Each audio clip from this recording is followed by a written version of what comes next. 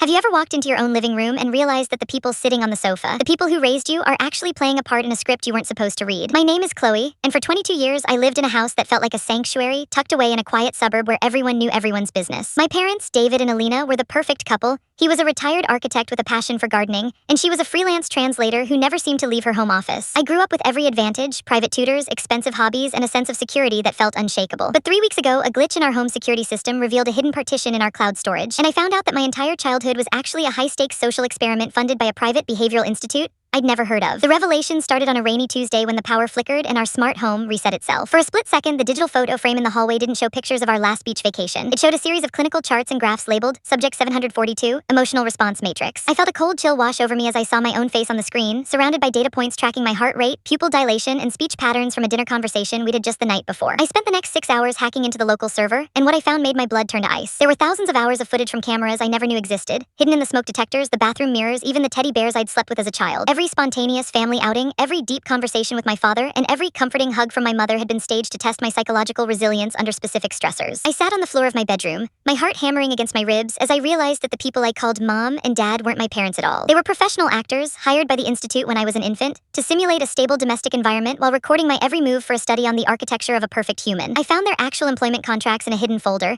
They were getting paid a 6-figure salary to parent me, with annual bonuses tied to my academic performance and social adaptability. The emotional twist hit me like a physical blow when I found a video log from my 10th birthday. My mother was crying in the kitchen, not because she was happy, but because she was arguing with a supervisor over her performance review. She told them she was starting to feel a real connection to me, and the supervisor's response was chilling. "Remember, Alina, she's an asset, not a daughter. If you can't maintain professional distance, we'll have to terminate the current simulation and reset with a new unit." I didn't confront them right away. I spent 3 days playing the part of the perfect daughter, watching them through the same lens of calculation they had used on me for 2 decades. I watched my father prune the roses while wearing an earpiece, receiving instructions on how to handle my impending career crisis. I watched my mother translate documents that were actually just scripts for our dinner conversations. The betrayal was so deep it felt like I was disappearing. Every memory I had, every "I love you," every scraped knee they'd kissed, was a data point in a laboratory. I realized I didn't even know what my real name was, or who the people were who had actually brought me into this world before selling me to a corporation for a long-term study. The shocking ending: I waited until they were both asleep, and I didn't just leave, I deleted the entire server. Every byte of data, every chart, every video of my life gone. Then I sat at the kitchen table and waited for them to wake up. When they walked in, I didn't scream or cry. I just handed them a printed copy of their termination of contract, notice I'd forged using the Institute's letterhead. I watched the mask slip for the first time in 22 years. My father didn't try to hug me. He immediately checked his phone to see if his direct deposit had cleared. My mother didn't look at me with love. She looked at me with a terrifying, professional indifference and asked, "Do we have until noon to pack, or is the transition immediate?" I realized then that they weren't even villains. They were just employees who had finished a shift. Today, I'm living in a city where no one knows my name,